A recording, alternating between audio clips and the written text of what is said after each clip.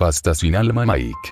Nota policial: se ha encontrado en la escena del crimen varios cuerpos y una grabadora. En este momento pasaremos a analizar lo que haya en ella. Entendido, oficial Jennifer. Ahora vaya con el jefe del escuadrón y el detective para poder sacar toda la información posible sobre este demente psicópata. Maldición, ¿quién se cree que es? Solo por ser el favorito del jefe del escuadrón cree ser él, pero en verdad tan solo es un tonto arrogante que no puede hacer nada sin la ayuda de los demás. Oficial Jennifer, aquí hemos encontrado más manchas de sangre, una aguja y un poco de hilo. Muy bien, llame al equipo, analicen y comparen las manchas de sangre para ver si el ADN es de la misma persona. Parece que está manteniendo todo bajo control, ¿no es verdad, oficial? Disculpe, ¿quién es usted? Oh, disculpe mis malos modales, yo soy el detective Morrison, encargado de analizar y teorizar sobre los hechos de este atroz crimen. Eso no importa, detective Morrison, ahora mejor vamos a pasar a lo importante. Debemos analizar lo que sea que haya dentro de esta grabadora. Muy bien, oficial, pase a reproducir la grabadora.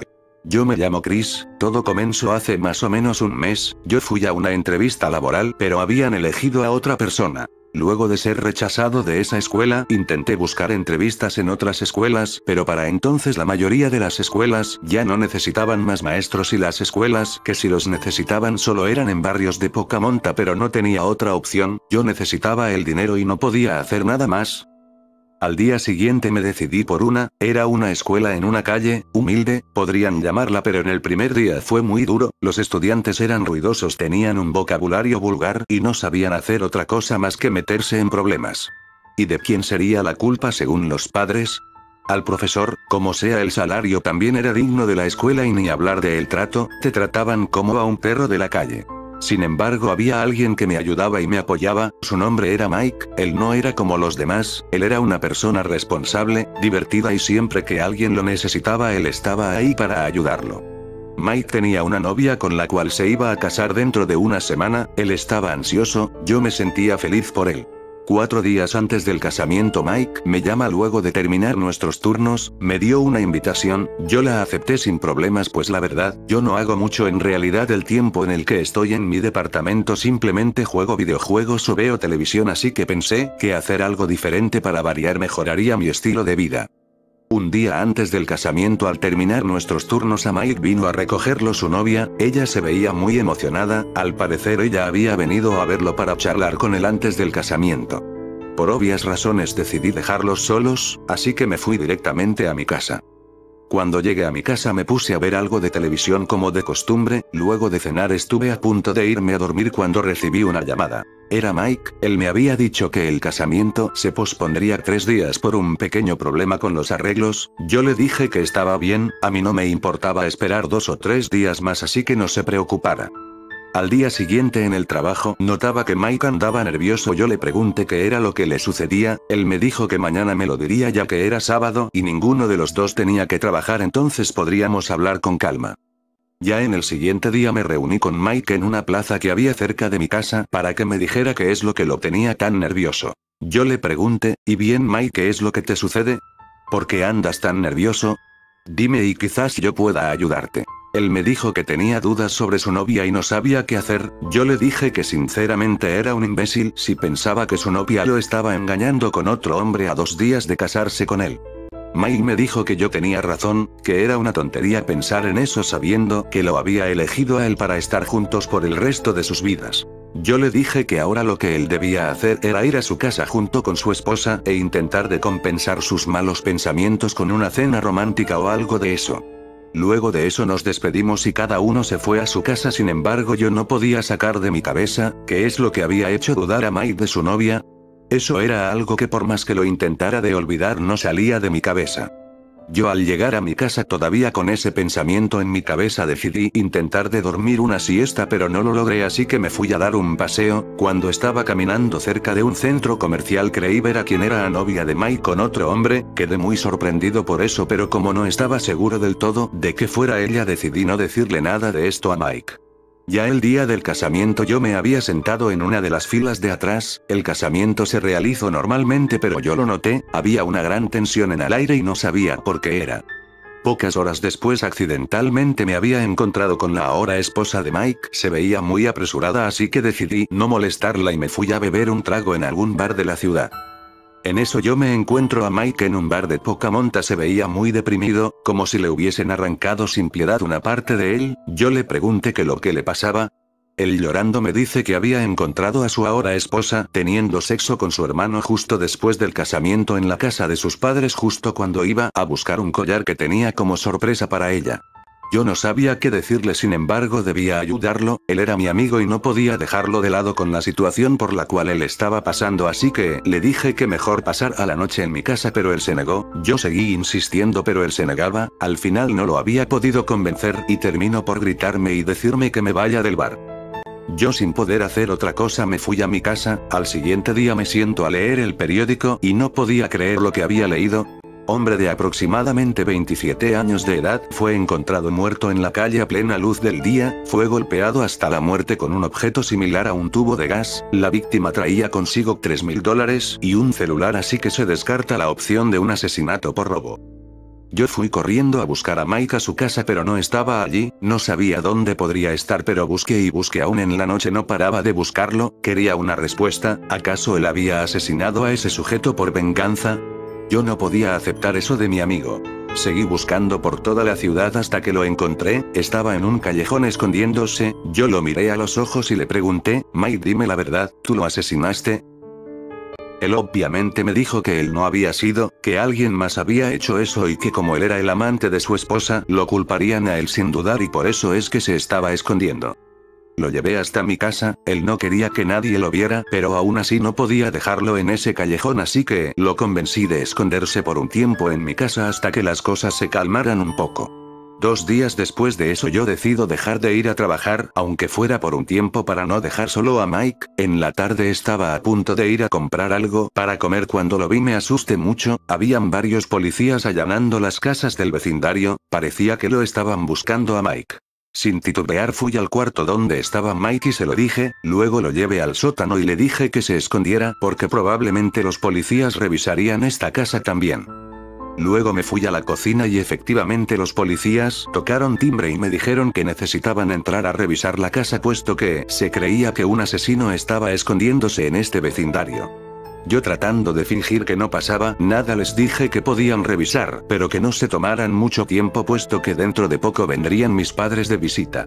Ellos revisaron y por suerte no lo habían encontrado y antes de que se fueran yo les pregunté cuál era el nombre de ese asesino al cual estaban buscando. Así yo les preguntaría a los vecinos si no sabían algo al respecto. Ellos me lo habían confirmado, estaban buscando a Mike pero también me habían dicho algo que casi hace que deje de fingir y los mandara al demonio. La persona que había hecho la denuncia fue su propia esposa. La misma mujer que estuvo teniendo sexo con el hermano de su marido pocas horas después de casarse ahora lo acusaba de ser la persona que había asesinado a su amante. Los policías se fueron de la casa, pero aún así yo estaba impactado y horrorizado por lo que ellos me dijeron, pero debía ser fuerte y no contarle nada a Mike porque si eso ya me afectaba mucho a mí tan solo, imaginen lo que sería para Mike, él no podría soportar tal noticia. Si debía tratar de que Mike no se enterara de eso al menos por ahora, o al menos esa era mi intención. Justo después de que se fueran los policías, me doy la vuelta para ir al sótano y decirle a Mike que ya podía salir pero él estaba detrás mío, él no se había escondido en el sótano, sino dentro de la alacena y lo había escuchado todo también, cada palabra de aquellos policías, él las había escuchado. Yo traté de ayudarlo, de decirle que quizá estaban equivocados pero no lo logré, él estaba como aquella vez en el bar, como el día del casamiento cuando vio a su esposa teniendo sexo con su hermano, frío, pálido y sin ninguna expresión, era la misma cara, como si una parte de él fuese arrancada sin piedad. Luego de unos minutos sin moverse, sin parpadear, sin hacer otra cosa que mirar hacia abajo, Mike me miró fijamente a los ojos y me dijo que saliera de ahí. Yo estaba realmente confundido, le pregunté ¿para qué quieres que me mueva? ¿Qué es lo que piensas hacer, Mike? La única respuesta que recibí de su parte fue, sal de ahí. No entendía por qué me decía eso, intenté acercarme a él y decirle que no tratara de hacer una estupidez, pero en cuanto me acerqué a Mike, él me tiró al suelo y comenzó a golpearme en el rostro hasta que su puño estaba lleno de sangre y yo ya no podía moverme. Luego de dejarme tirado en el suelo en un charco de sangre, Mike sale de la casa. Yo supuse que se iría a buscar a su esposa, así que en cuanto pude y como pude me levanté, me limpié la sangre y salí a buscar a Mike antes de que mate a su esposa. Al llegar a su casa veo grandes manchas de sangre, decido entrar en la casa, también vi unos rastros de sangre que conducían hacia la habitación, traté de entrar pero la puerta estaba trabada desde dentro, luego de eso muy nervioso miro por la rendija de la puerta y ella estaba allí, sentada sobre la cama aterrada, tenía grandes moretones y sangraba mucho, pero estando ahí estaría a salvo al menos por un rato. Ya un poco más calmado intento de pensar, si Mike no está aquí, ¿dónde está? Luego de pensar un poco supuse que fue a buscar algo con que abrir la puerta, así que le dije a la esposa de Mike que él no estaba aquí y que debía aprovechar para salir ahora. Ella asustada e indecisa abre la puerta, yo le digo que vayamos por la ventana solo por si acaso, pero ella insiste en ir por la puerta delantera, ella decide ir por la puerta delantera aún sin mí, yo la sigo por miedo a que Mike aparezca repentinamente y así sucedió justo antes de cruzar la puerta. Mike aparece de la nada delante mío y me apuñala en el estómago con un cuchillo de cocina. Yo caí al suelo perdiendo mucha sangre, mi vista empezaba a volverse algo borrosa y apenas podía balbucear.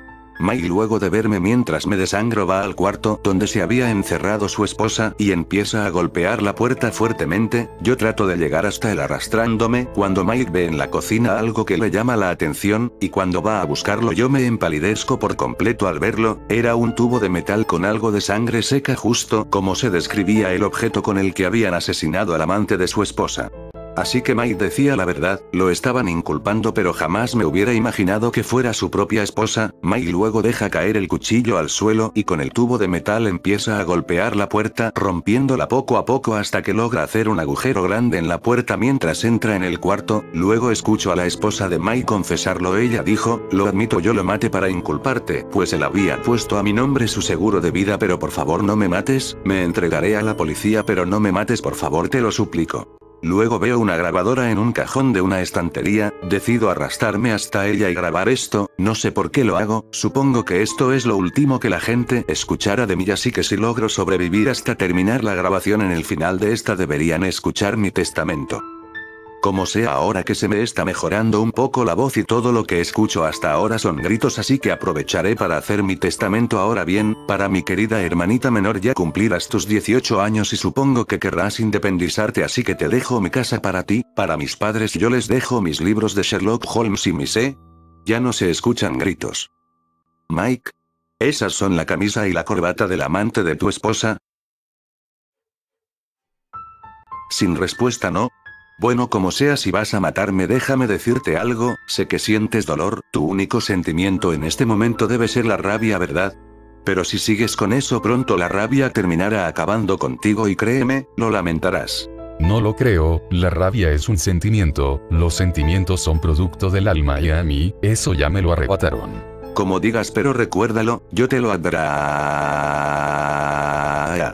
Muy bien, ahí termina la grabación. Para ser sincera, me parece una broma de muy mal gusto por el estúpido psicópata que asesinó a estas dos personas. No lo sé, oficial, todo encaja perfectamente con la escena del crimen. La verdad es que tengo muchas dudas y ni siquiera yo sé qué es lo que debería hacer, pero como sea debemos hacer todo lo posible para atrapar a este asesino. Si llegase a estar libre durante mucho tiempo, tan solo viendo esta escena lo puedes ver, él será una amenaza.